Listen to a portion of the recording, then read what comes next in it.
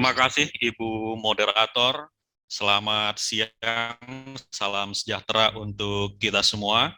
Tanpa mengurangi rasa penghormatan terhadap pembicara terdahulu, saya menyapa keluarga besar Kementerian Hukum dan HAM DKI Jakarta, Bapas Jakarta Timur Utara, para narasumber, Dekan Fakultas Hukum yang sangat berbahagia beserta jajaran. Saya mengucapkan terima kasih atas kesempatan yang diberikan dalam rangka menyampaikan materi yang berkaitan dengan hakikat merdeka. Di sini saya menyebut, sudahkah bangsa ini merdeka seutuhnya di dalam membangun kreativitas di masa COVID-19? Saya melihat dari dua pemateri ini sebetulnya sudah mewakilkan dari spirit dan tema kemerdekaan, nilai-nilai yang dimiliki oleh bangsa Indonesia menghadapi pandemi COVID-19 yang erat kaitannya dengan perkembangan teknologi informasi. Sebagai pengantar, saya melihat hakikat kemerdekaan itu pada slide berikutnya. Kemudian juga yang berkaitan dengan merdeka dan jati diri bangsa. Yang ketiga, kemajuan teknologi dan implikasinya. Hakikat kemerdekaan, jika kita melihat bahwa sesungguhnya hakikat merdeka itu kita memproklamirkan kemerdekaan bangsa 17 Agustus 1945 itu adalah merdeka. Hakikat kemerdekaan kita terlepas dari belenggu penjajahan itu juga merdeka. Terlepas dari berbagai tekanan, baik itu negara luar dan bangsa sendiri, itu sesungguhnya juga disebut dengan merdeka. Makanya ada 4 hal di dalam pembicaraan kita pada siang hari ini. Next, kebebasan, lepas dari belenggu, hasil dari perjuangan, dan yang terakhir adalah kualitas hidup. Kenapa kebebasan? Kebebasan ini adalah suatu ruh yang lahir dari batin manusia, sehingga memiliki kebebasan dan ekspresi. Dalam bahasa hari ini kita akan menyebutnya sebagai kreativitas. Kemudian juga lepas dari belenggu. Ketika kita dijajah oleh bangsa asing, terutama adalah Belanda, Jepang, bahwa kita terlepas dari belenggu itu, maka kita menjadi merdeka. Namun demikian, kemerdekaan tidak serta-merta lepas lalu menjadi merdeka. Sesungguhnya bukan. Ada suatu nilai yang harusnya di sini kita bangun dan kita kembangkan, bahwa kemerdekaan itu diperoleh dengan nilai-nilai perjuangan yang tidak bisa dinilai dengan materi, karena yang dikorbankan tidak hanya materi, tapi adalah jiwa, raga, nyawa, dan lain sebagainya. Itulah yang disebut dengan lepas dari belenggu dan kebebasan. Kemudian hasil dari perjuangan. Perjuangan ini di Antero Nusantara, dari Sabang sampai Merauke, bahwa bangsa ini berjuang di dalam merebut kemerdekaan itu supaya lepas dari belenggu penjajahan. Tentu di sini akan muncul nilai. Nilai ini akan kita bicarakan selanjutnya. Kemudian kualitas hidup. Tadi sudah disampaikan oleh para narasumber bahwa sesungguhnya bagaimana kehidupan tidak hanya lagi pada saat ini, tapi juga ke depannya. Bagaimana berkolaborasi, berkompetisi di dalam era yang begitu cepat, ya, digital era sistem, sehingga manusia Indonesia mampu mempertahankan kualitas hidupnya. Slide selanjutnya, bahwa negara dan bangsa merdeka. Dari nilai-nilai lepas dari belenggu, kemudian kualitas hidup, kita melihat nilai apa yang ada pada negara dan bangsa merdeka. Pertama adalah patriotisme, yang kedua nasionalisme.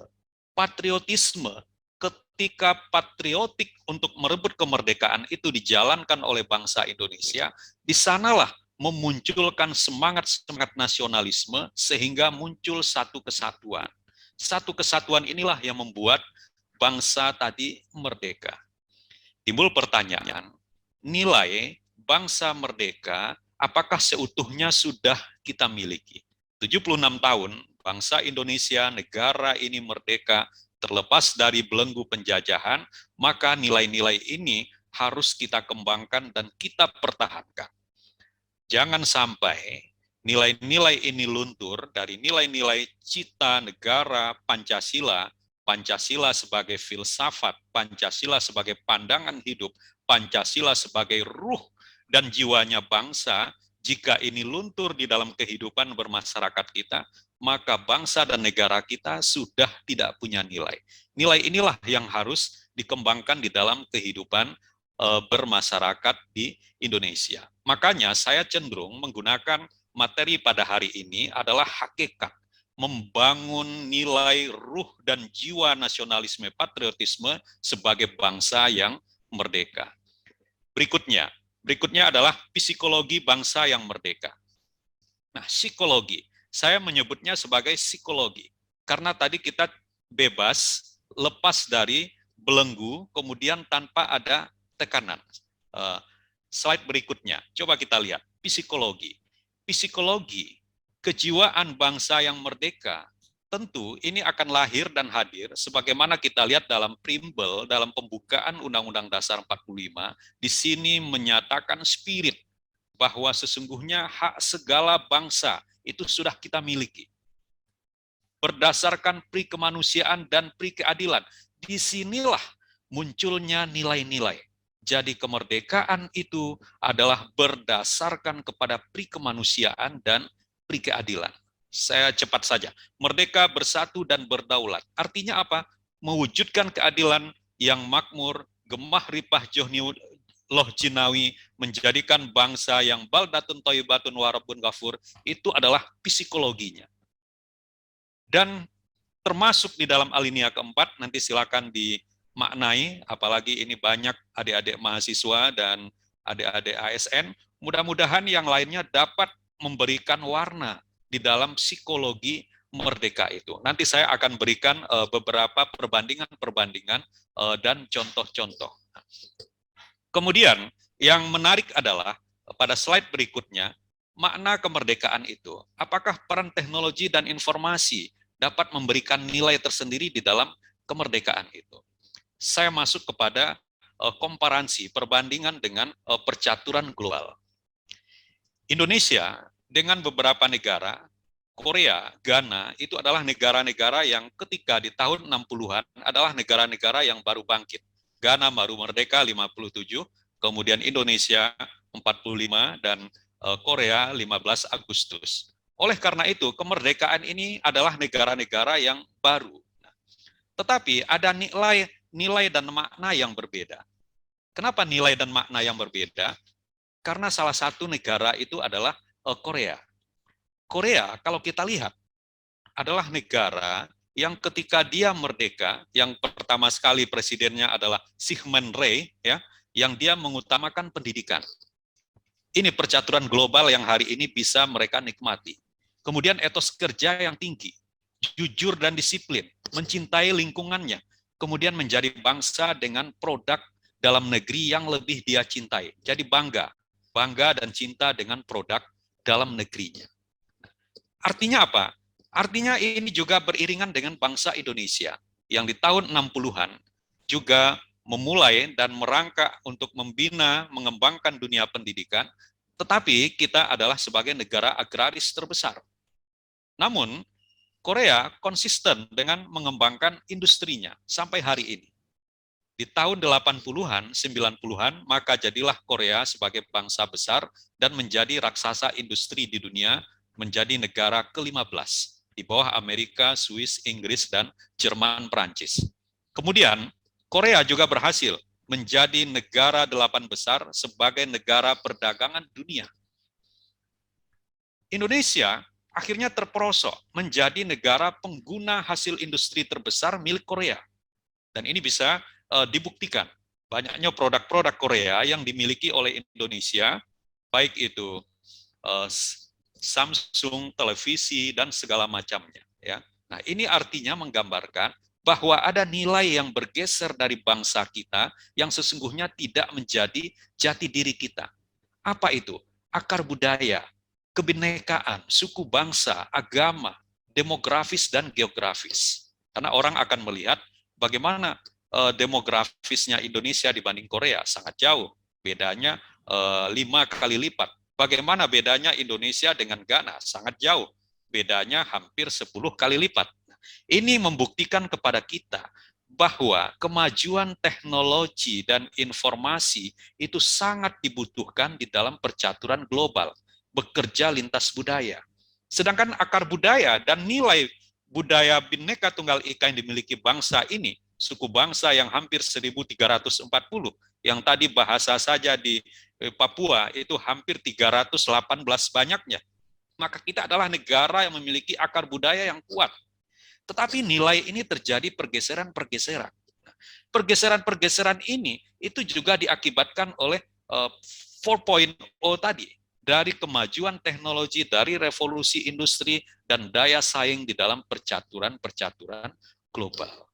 Nilai inilah yang menurut saya harus kita kembangkan, sehingga kita akan mampu menjawab merdeka seutuhnya itu sebetulnya milik kita bangsa Indonesia yang meyakini dan mengembangkan nilai-nilai itu tadi, nilai-nilai Pancasila yang berkembang di dalam kehidupan masyarakat Indonesia.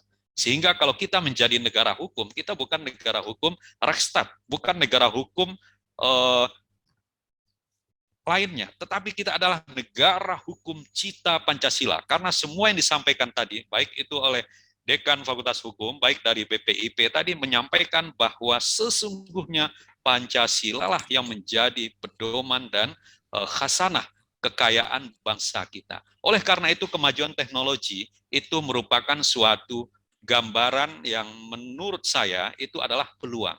Jadi bukan hanya tantangan tetapi juga dilihat dari peluang. Oleh karena itu bangsa di dunia, ya kita melihat bangsa di dunia, tidak hanya Indonesia, pergeseran-pergeseran ini memang terjadi, tapi bangsa di dunia menyikapinya justru dengan yang lebih sangat baik, sehingga menghadapi pandemi COVID-19 pun juga beraneka ragam pada gelombang kedua yang ada di Indonesia ini. Oleh karena itu pada slide berikutnya kita bisa lihat data, sesungguhnya ini saya lihat dari Badan Pusat Statistik ya, yang menggambarkan kemajuan teknologi dan implementasinya. Maaf Bapak, 1 menit lagi Bapak. Oleh karena itu, kemajuan teknologi dan implementasinya harus mampu diwarnai dengan nilai-nilai Pancasila. Nilai Pancasila berketuhanan, berkemanusiaan, kesatuan dan kerakyatan, serta keadilan sosial ini harus menjadi jabaran di dalam setiap nafas dan ruh bangsa Indonesia yang tidak hanya mengejar kepada teknologi, tetapi juga mengejar roh dari teknologi itu agar bisa dimanfaatkan untuk keadilan sosial bagi seluruh rakyat Indonesia. Kalau tidak, nanti Indonesia hanya akan berhadapan dengan robot-robot, bukan dengan manusia Indonesia seutuhnya yang memiliki nilai-nilai bangsa tadi. Oleh karena itu, kreatif dan inovatif tadi saya sandingkan di dalam slide yang terakhir, membuka peluang baru. Jadi ini pandemi COVID-19 juga membuat bangsa ini kreatif, munculnya peluang baru. Artinya tadi setiap resesi juga membawa keuntungan. Ya. Kemudian juga muncul kreasi produk. Jadi produk itu juga bermacam-macam, biasanya orang hanya mengerjakan jasa, I.O. dan sebagainya. Ini dia bisa membuat pembuatan caption misalnya di sosial media dan lain sebagainya, platform digital untuk webinar-webinar seperti ini, jadi muncul kreasi dan inovasi. Dan yang berikutnya adalah kekuatan bertahan. Kita mencoba untuk bertahan. Kenapa bertahan? Wabah ini tidak akan berakhir. Karena wabah ini akan hidup selamanya, namun yang akan berakhir dan mengakhirinya adalah daya tahan. Daya tahan inilah yang membuat sistem menjadi lebih kuat, sehingga nanti kata Pak Presiden, kita berdamai dengan COVID, kata pemimpin Singapura akan hidup mati dengan COVID-19, itu artinya adalah bahwa kita sebagai bangsa tidak melupakan nilai-nilai tadi, bahwa solidaritas sosial juga muncul di dalam kehidupan menghadapi COVID-19 ini. Di mana-mana muncul orang dermawan, di mana-mana muncul orang mengulurkan tangan dan sebagainya, dan menjadi virus COVID-19, orang yang terkena, baik itu orang tanpa gejala dan lain sebagainya, itu bukanlah aib, tapi itu adalah bagian dari meningkatkan solidaritas, saling bahu-membahu dengan nilai-nilai keadilan sosial dan kemanusiaan. Dari saya, itu saja. Saya akhiri dengan jari telunjuk untuk menunjuk, cincin kawin di jari manis. Kulihat teman-teman sudah mengantuk, tenang saja, presentasinya juga sudah habis. Iya. Demikian ya Ibu Moderator ya. Terima kasih. Salam sejahtera, merdeka.